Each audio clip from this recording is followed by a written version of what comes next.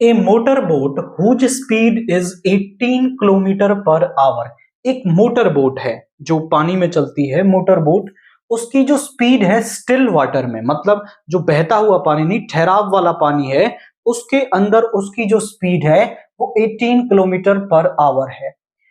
takes 1 hour more to go 20 kilometer upstream than to return to the same spot. Find the speed of the stream. तो जो stream की speed है वो हमें यहां पर निकालनी है। आप जरा समझें कि मान लो आपके पास ये एक स्ट्रीम है, इस तरह से स्ट्रीम होता है बहाव, कोई भी जो नदी है वो बह रही है किस डायरेक्शन में, इस तरफ, और यहां पर एक मोटर बोट है। अगर मोटर बोट इस तरफ जा रही है, मतलब उसके अपोजिट जा रही है, तो उसको हम कहते हैं अपस्ट्रीम।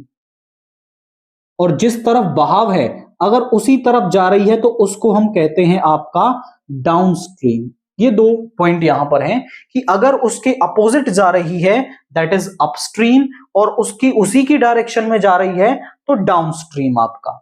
अब जो स्टिल वाटर में उसकी स्पीड है, यहां पर हम लिखेंगे speed of motor boat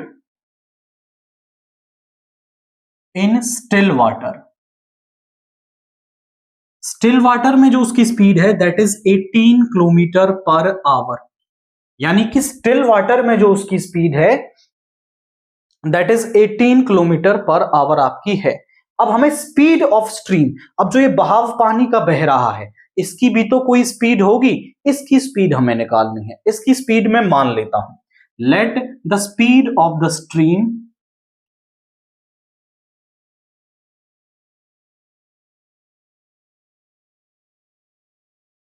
is x kilometre per our, यानी स्पीड ऑफ स्ट्रीम जो है that is x kilometre per our हमने मान ली। अब यहां थोड़ा सा आप विजुलाइज करके सोचेंगे कि अगर मैं जो हमारी मोटर बोट है उसको पानी के बहाव के साथ ही चलाऊंगा तो वो तेज चलेगी, यानी कि दोनों की स्पीड, उस स्ट्रीम की स्पीड और मोटर बोट की जो स्पीड है वो जुड़ जाती हैं और तेजी से वो चलती है आपकी।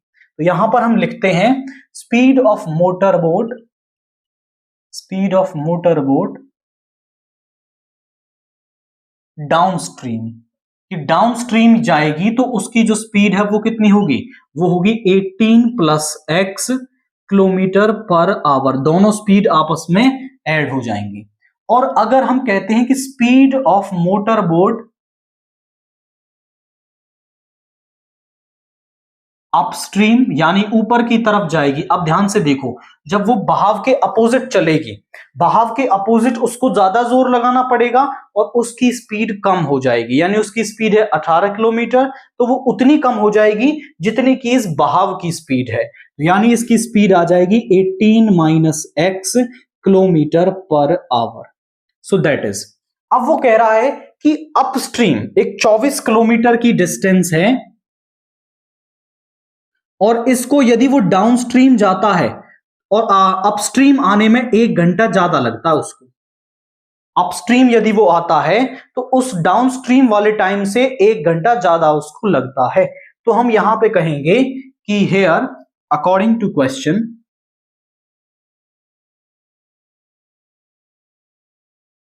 हम टाइम निकालें। हमारे पास डिस्टेंस है 24 किलोमीटर की, तो टाइम होता है आपका, या फिर आप ऐसा करें कि पहले आप टाइम को ही निकाल के लिख दें, time taken by motor boat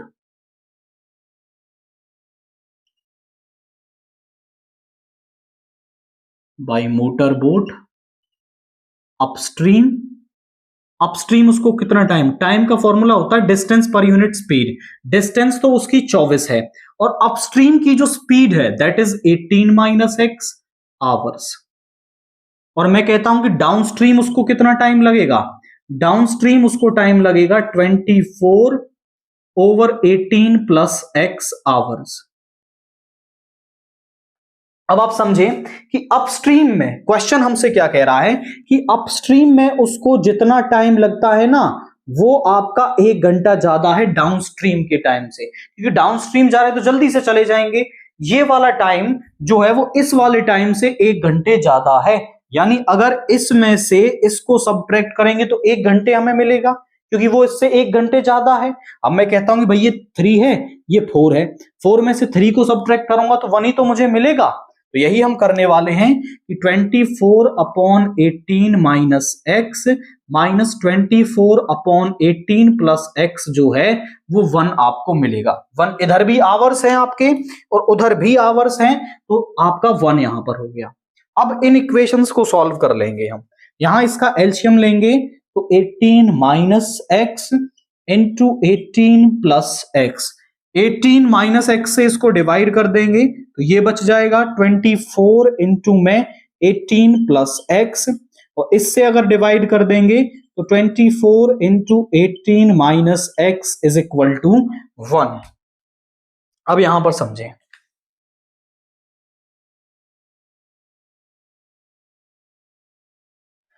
multiply कर लेंगे ऊपर, ये वाला पार्ट इधर मल्टीप्लाई में आ जाएगा। तो 24 इंटू 18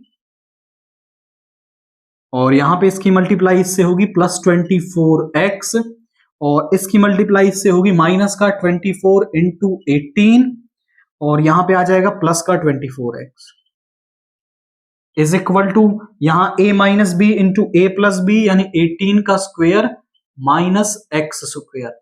अब ध्यान से देखें, ये 24 इंटू 18, 24 इंटू 18 प्लस का माइनस का, मल्टीप्लाई करने की जरूरत नहीं है, सेम टर्म है, एक प्लस की एक माइनस की कैंसिल हो गए। ये हो जाएगा 48x, इधर 18 का स्क्वायर हो जाएगा आपका, 18 का स्क्वायर इज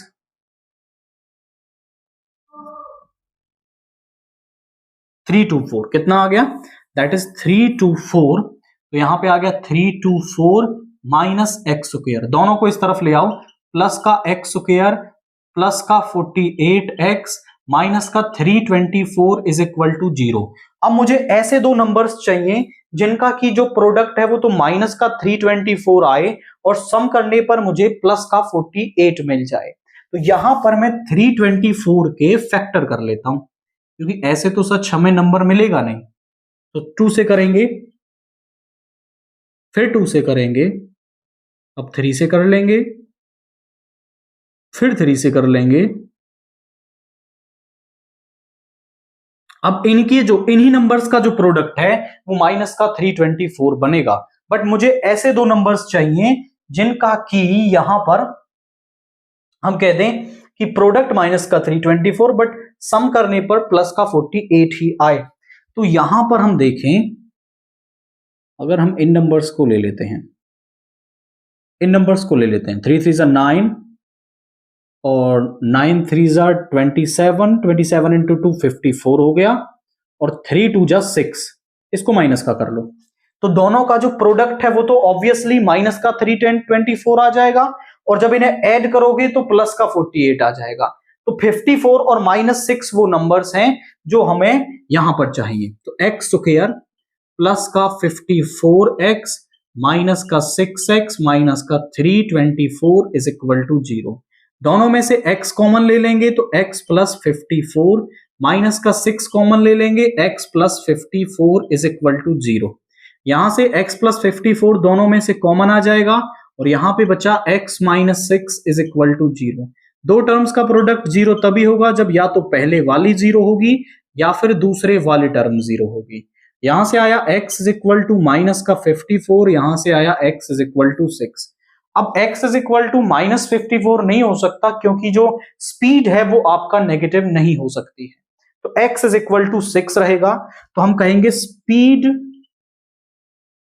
ऑफ स्ट्रीम, क्योंकि ये जो x है वो क्या माना था हमने, x माना था speed of stream. Speed of stream जो है वो 6 किलोमीटर पर आवर रहेगी। तो हमने यहां पर स्पीड ऑफ स्ट्रीम निकाल दी, जो भी गिवन कंडीशंस थी उनका यूज करके।